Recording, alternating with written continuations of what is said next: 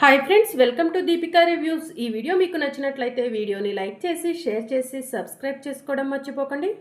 హరీష్ పారిపోతూ కింద పడిపోగానే పోలీస్ వాళ్ళు హరీష్ని రౌండప్ చేస్తారు. పారిపోతావారా, పారిపో, ఏకంగా పైలోకానికే పోదు గాని అని చెప్పి పోలీస్ వాళ్ళు హరీష్కి గన్నుని గురిపెడతారు. షూట్ చేయబోతూ ఉండగా తులసి వచ్చి పోలీసుల చేతిలో నుంచి గన్నుని లాగేసుకుంటుంది. దాంతో పోలీసులు తులసి చెంపపై లాగిపెట్టి ఒక్కటిస్తారు. తులసి కింద పడిపోబోతూ ఉండగా జాను పరిగెత్తుకుంటూ వచ్చి తులసిని గట్టిగా పట్టుకుంటుంది. ఇక తులసి జాను ఇద్దరు కలిసి హరీష్ దగ్గరకు వెళ్ళి, అన్నయ్య నీకేం కాలేదు కదా అని అడుగుతూ ఉంటారు. నాకేం కాలేదమ్మా తులసి అని చెప్పి హరీష్ చెప్తూ ఉంటాడు. మా ప్లాన్ ఈ హరీష్ని చంపటం మాత్రమే. ఈ హరీష్ని కాపాడటానికి వచ్చి మీరు కూడా చావుకి దగ్గరవుతున్నారు. కానిస్టేబుల్స్, వీళ్ళను కూడా వదలకండి, పట్టుకోండి అని చెప్పి ఎస్ఐ కానిస్టేబుళ్లకు చెప్తాడు. ఇక పోలీసులంతా కూడా తులసి, హరీష్, జానులను రౌండప్ చేస్తారు. ఇక జాను, తులసి దగ్గరలో ఉన్న కర్రలు తీసుకొని పోలీసులను కొడుతూ ఉంటారు. రేయ్, ఏంట్రా ఆడవాళ్ళ చేతుల్లో తన్నులు తింటున్నారు, కొట్టండిరా, తిరిగి కొట్టండి అని చెప్పి ఎస్ఐ కానిస్టేబుల్కి చెప్తూ ఉంటాడు. సార్, వాళ్ళ దగ్గర కర్రలు ఉన్నాయి సార్, వాళ్ళు ఆ కర్రలతో మమ్మల్ని అటాక్ చేస్తున్నారు, మా దగ్గర ఎలాంటి ఆయుధాలు లేవు సార్ అని కానిస్టేబుల్స్ ఎస్ఐకి చెప్తూ ఉంటారు. మా అన్నయ్య ఏం తప్పు చేశాడు, మా అన్నయ్య ఏం పాపం చేశాడు, అనవసరంగా ఈ కేసులో ఇరికించారు, పాపం శిక్ష అనుభవిస్తుంది చాలదన్నట్టు మా అన్నయ్యను ఎన్కౌంటర్ చేసి చంపాలనుకున్నారు కదా, మిమ్మల్ని వదిలిపెట్టనురా, వదిలిపెట్టను అని తులసి పోలీసులను కొడుతూ ఉంటుంది. ఇక అప్పుడే వెనక నుంచి ఒక పోలీస్ వచ్చి తులసిని కొట్టబోతూ ఉండగా జాను వెళ్ళి ఆ పోలీస్ చేతులు గట్టిగా పట్టుకొని పోలీస్ చేతులను వెనక్కి విరుస్తూ ఉంటుంది. ప్లీజ్ మేడం, మమ్మల్ని వదిలిపెట్టండి మేడం, మా తప్పేం లేదు మేడం, మా పై ఆఫీసర్ చెప్పడం వల్లే మేము హరీష్ని ఎన్కౌంటర్ చేయాలనుకున్నాము అని కానిస్టేబుల్ చెప్తూ ఉంటారు. ఎవరు మీ పై ఆఫీసర్ అని చెప్పి తులసి అడుగుతూ ఉంటుంది. మేడం, మఫ్టీలో ఉన్నారే వాళ్ళే మా ఎస్ఐలు, మేము కానిస్టేబుల్లాం, ప్లీజ్ మేడం మమ్మల్ని వదిలిపెట్టండి అని కానిస్టేబుల్స్ అంటూ ఉంటారు. జాను పద అని చెప్పి తులసి, జాను ఇద్దరూ కలిసి ఎస్ఐ చేతుల్ని గట్టిగా పట్టుకుంటారు. మా అన్నయ్యను ఈ కేసులో ఎందుకు ఇరికించారు, ఈ కేసులో మా అన్నయ్యను ఇరికించడమని ఎవరు చెప్పారు, మా అన్నయ్యను ఎందుకు ఎన్కౌంటర్ చేయాలనుకున్నారు, ఎవరైనా మీ చేత ఎన్కౌంటర్ చేయమని చెప్పారా, చెప్పండి అని తులసి ఎస్ఐని అడుగుతూ ఉంటుంది.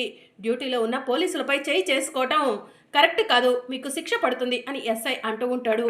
ఓ, డ్యూటీలో ఉన్న పోలీసులు ఖైదీలను ఇలా రాత్రి సమయంలో బయటికి తీసుకొచ్చి ఎన్కౌంటర్ చేయడం కరెక్టా, మీరు చేసింది జడ్జి గారికి చూపిస్తాను, జడ్జి గారు మీకు ఎలాంటి శిక్ష విధిస్తారో అప్పుడు చూస్తాను అని తులసి అంటూ ఉంటుంది. మేడం మేడం ప్లీజ్ మేడం, దయచేసి జడ్జి గారి వరకు ఈ విషయాన్ని వెళ్ళనివ్వద్దు, మా ఉద్యోగాలు పోతాయి అని ఎస్ఐ చెప్తూ ఉంటాడు. అయితే మా అన్నయ్యను ఈ కేసులో ఎందుకు ఇరికించారు, ఎవరైనా కావాలని ఈ కేసులో మా అన్నయ్యను ఇరికించారా, మా అన్నయ్యను ఎన్కౌంటర్ చేయమంది ఎవరో చెప్పండి, లేదంటే మీ గురించి జడ్జి గారి వరకు తీసుకెళ్తాను అని తులసి చెప్తూ ఉంటుంది. చెప్తాను మేడం, అన్ని విషయాలు చెప్తాము అని చెప్పి ఎస్ఐ అంటూ ఉంటాడు. జాను వీడియో తీ అని చెప్పి తులసి అంటుంది. సరే అక్క అని జాను వీడియో తీయటం మొదలు పెడుతుంది. ఇప్పుడు చెప్పండి అసలేం జరిగింది అని తులసి అడుగుతూ ఉంటుంది. హరీష్ని ఈ కేసులో ఇరికించమని చెప్పింది బసవరాజు గారు, బసవరాజు గారే హరీష్ని ఎన్కౌంటర్ చేయమన్నారు, అందుకే బసవరాజు గారు చెప్పినట్టు హరీష్ని ఎన్కౌంటర్ చేయడానికి తీసుకొచ్చాము అని చెప్పి ఎస్ఐ చెప్తూ ఉంటాడు. ఇక తులసి ఒక్కసారి షాక్ అయ్యి, మీరు అబద్ధం చెప్తున్నారు అని చెప్పి అంటూ ఉంటుంది.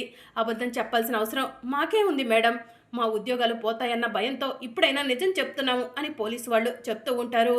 మీరు చెప్పేది నిజం కాకపోతే ఈ వీడియోని తీసుకెళ్లి జడ్జి గారికి ఇస్తాను, మీకు జడ్జి గారే శిక్ష వేస్తారు అని తులసి అంటుంది. నిజం మేడం, మేము చెప్పేది, బసవరాజు గారు మా వెనక ఉండి ఇదంతా నడిపిస్తున్నారు అని పోలీసులు చెప్తూ ఉంటారు. ఇక దాంతో తులసి పోలీసులను వదిలేస్తుంది. ఇక తులసి కుప్పకూలి ఏడుస్తూ ఉంటుంది. తులసి దగ్గరికి జాను, హరీష్ ఇద్దరు కూడా వస్తారు. అక్క ఎడవకక్క అని జాను అంటూ ఉంటుంది. మావయ్య ఎందుకు అన్నయ్యపై ఇంత పగపట్టారు, కీర్తి వదిన అన్నయ్య ప్రేమించి పెళ్లి చేసుకోవడం తప్ప, ప్రేమించి పెళ్లి చేసుకున్న వాళ్ళను ఇలానే చంపేస్తారా అని తులసి అంటూ ఉంటుంది. కీర్తి వదిన మంచిగా మారింది, మనం బాధపడాల్సిన అవసరం లేదు, వదిననే మామయ్యను మామూలు మనిషిగా మారుస్తుంది, లేదంటే మామయ్యను ఎదిరించైనా హరీష్ అన్నయ్య దగ్గరకు వస్తుంది, నువ్వు బాధపడకక్క అని చెప్పి జాను తులసికి ధైర్యం చెప్తూ ఉంటుంది. అమ్మ తులసి, మీరిద్దరూ వచ్చి సమయానికి నా ప్రాణాలు కాపాడారు.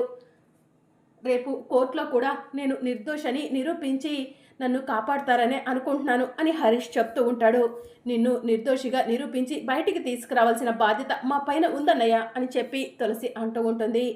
ఎక్కడైనా అన్నలు చెల్లెల్ని కాపాడతారు, కానీ ఈ ఇద్దరి చెల్లెళ్ళు ఈ అన్నను కాపాడారు. ఈ అన్న ఈ ఇద్దరి చెల్లెల రుణాన్ని ఎప్పటికీ తీర్చుకోలేవడు అని చెప్పి హరీష్ అంటూ ఉంటాడు. అన్న చెల్లెల మధ్యలో రుణం ఏంటన్నయ్య? రుణం అనే పేరు పెట్టి పరాయి వాళ్ళం అయిపోదామా ఏంటి అని జాను అంటుంది. లేదమ్మా, మీరు నాకు ఎప్పటికీ పరాయి వాళ్ళు కాలేవరు. నాకు ప్రాణభిక్ష పెట్టిన దేవతలు మీరిద్దరూ అని చెప్పి హరీష్ అంటూ ఉంటాడు. దాంతో తులసి జాను ఇద్దరూ కూడా హరీష్ని గట్టిగా హగ్ చేసుకొని ఏడుస్తూ ఉంటారు. అక్క, ఇప్పుడేం చేద్దాం అని చెప్పి జాను అడుగుతూ ఉంటుంది. అన్నయ్యను ఇంటికి తీసుకెళ్దామా? కోర్టుకి రేపు ఉదయం కదా తీసుకెళ్లేది అని జాను అంటుంది. అన్నయ్యను స్టేషన్కు తీసుకెళ్దాం, రేపు వాళ్లే కోర్టుకు తీసుకొస్తారు అని చెప్పి తులసి అంటుంది. సరే అక్క పద అని చెప్పి జాను అంటుంది. ఇక జాను తులసి ఇద్దరూ కలిసి హరీష్ని స్టేషన్కు తీసుకెళ్తారు. స్టేషన్లో ఉన్న ఎస్ఐ హరీష్ని తులసి జానులను చూసి షాక్ అవుతాడు. ఏంటి ఎస్ఐ గారు, చచ్చిపోవలసిన హరీష్ బ్రతికున్నాడేంటి అని షాక్ అయ్యారా అని తులసి అంటుంది. చచ్చిపోవడం ఏంటి అని చెప్పి ఎస్ఐ అంటూ ఉంటాడు. మీరంతా పక్కా ప్లాన్ ప్రకారమే మా అన్నయ్యను ఎన్కౌంటర్ చేయాలని స్టేషన్ నుంచి బయటికి పంపించారని నాకు తెలుసు ఎస్ఐ గారు, అందుకు ప్రూఫ్స్ కూడా ఉన్నాయి అని తులసి అంటుంది. మీరు పొరపాటు పడుతున్నారు తులసి గారు అని ఎస్ఐ అంటాడు. నేను పొరపాటు పడట్లేదు, సాక్ష్యం ఉంది కాబట్టే ఇంత ధైర్యంగా మీ ముందు మాట్లాడుతున్నాను ఎస్ఐ గారు.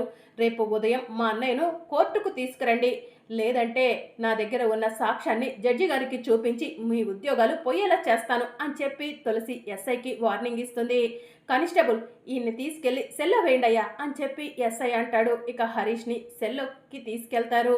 అన్నయ్య, నువ్వు భయపడకు, నువ్వు నిర్దోషిగా బయటికి వస్తావు అని చెప్పి తులసి జాను చెప్తూ ఉంటారు. మా అన్నయ్య ఒంటిపై కనీసం ఒక ఘాటు పడ్డా కూడా మీ ఉద్యోగాలు ఊడిపోతాయి, జాగ్రత్త అని తులసి పోలీసులకు వార్నింగ్ ఇచ్చి అక్కడి నుంచి వెళ్ళిపోతుంది. ఇక ఎస్ఐ వెంటనే రూమ్లోకి వెళ్ళి బసవరాజుకు ఫోన్ చేస్తాడు. బసవరాజు ఫోన్ లిఫ్ట్ చేసి ఏంటయ్యా పని పూర్తయిందా అని అడుగుతూ ఉంటాడు. లేదు సార్, మీ కోడలు వచ్చి అడ్డుకుంది అని చెప్పి ఎస్ఐ చెప్తూ ఉంటాడు. మా కోడలా అని బసవరాజు అంటూ ఉంటాడు. అవును సార్, ఆ తులసి గారు వచ్చి అడ్డుకుంది, అంతేకాదు సార్, ఇదంతా చేసింది మీరేనని తులసి గారికి తెలిసిపోయింది అని ఎస్ఐ చెప్తూ ఉంటాడు. ఏంటయ్యా ఇంత పని చేశారు? ఏ పనైనా చేసేటప్పుడు గుట్టు చప్పుడు కాకుండా చేయాలి కదా అని ఎస్ఐ అంటాడు. సారీ సార్, మా వాళ్ళను జడ్జి గారికి చెప్తానని ఆ తులసి బెదిరించిందంట, దాంతో ఉద్యోగాలు ఎక్కడ పోతాయోనని నిజం చెప్పేశారు. ఇప్పుడు తులసి గారు ఇంటికి వస్తే మీ గురించి నిజం అందరికీ తెలిసిపోతుంది సార్, ఇక మీరే చూసుకోవాలి అని ఎస్ఐ అంటూ ఉంటాడు. ఆ తులసి ఇంటికి వచ్చి నా గురించి అందరికీ చెప్పినా కూడా ఎవరు ఇంట్లో వాళ్ళు నమ్మర్లే, నువ్వేం కంగారు పడకు.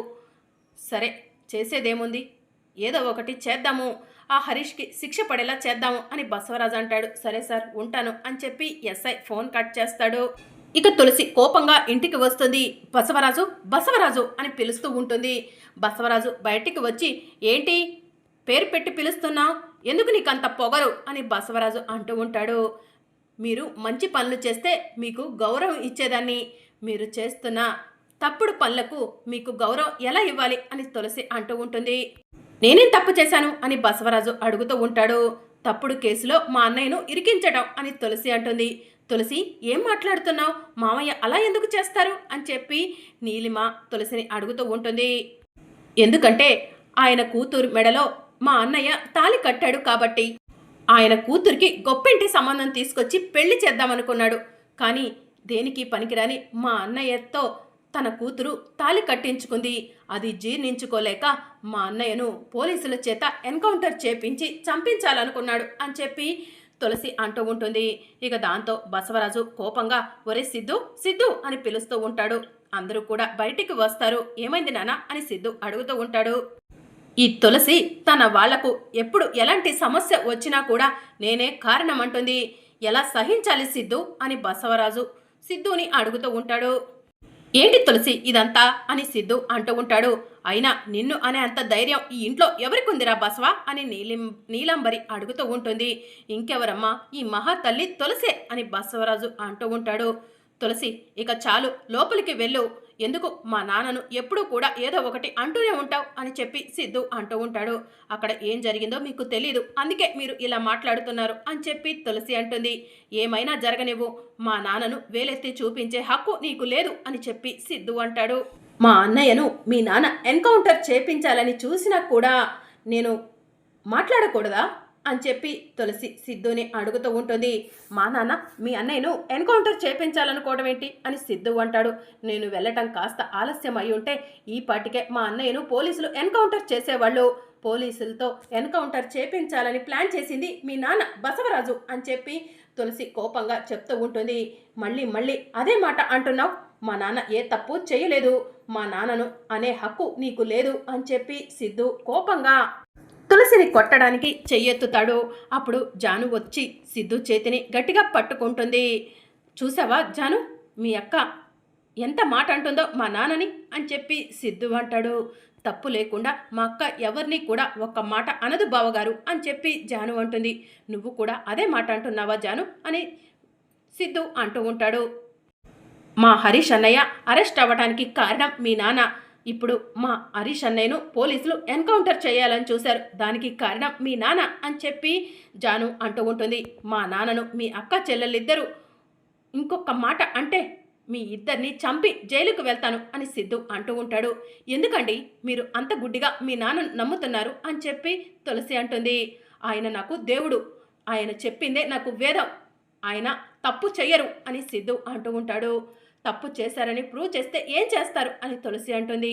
ప్రూవ్ చేస్తావా, ఏ సాక్ష్యం ఉందని ప్రూవ్ చేస్తావు అని చెప్పి సిద్ధు అడుగుతూ ఉంటాడు. ప్రూవ్ చేస్తాం, ఆ తర్వాత ఏం చేస్తారో మీరే చెప్పండి బావగారు అని చెప్పి జాను అడుగుతూ ఉంటుంది. నువ్వు దేవుడిగా భావిస్తున్నావే ఈ బసవరాజు తప్పు చేశాడని నిరూపిస్తే నీ దేవుడికి నువ్వే దగ్గరుండి శిక్ష వేపిస్తారా బావగారు అని చెప్పి జాను అంటుంది. ముందు మా నాన్న తప్పు చేశాడనటానికి సాక్ష్యం చూపించండి అని చెప్పి సిద్ధు అడుగుతూ ఉంటాడు. దాంతో జాను తన దగ్గర ఉన్న వీడియోని సిద్ధుకి చూపిస్తుంది. అందులో బసవరాజు గారే హరీష్ని అరెస్ట్ చేయించారు, బసవరాజు గారే హరీష్ని ఎన్కౌంటర్ చేయమన్నారు అని పోలీసులు చెప్పినట్టు కనిపిస్తూ ఉంటుంది. అది చూసి సిద్ధు ఒక్కసారి షాక్ అయ్యి ఫోన్ని కింద పడేస్తాడు. ఒరే సిద్ధు, ఇదంతా అబద్ధంరా, వీళ్ళు కావాలని నన్ను నీ దగ్గర బ్యాడ్ చేయాలని చేస్తున్నారా అని బసవరాజు అంటూ ఉంటాడు. ఏది అబద్ధం?